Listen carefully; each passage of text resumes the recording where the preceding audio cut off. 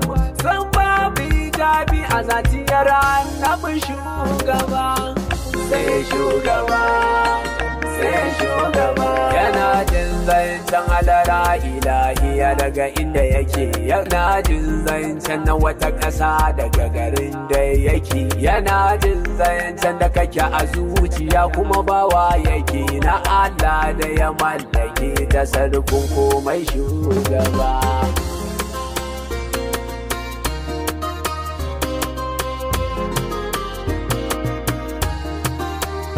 Rannan kata da ya zo da shi a mai shi ta annashi, ido hannu ya zo da shi a yaƙi aka cire mishi, shugaba ya mayar da shi ya ce ya fi gani da shi wani aiki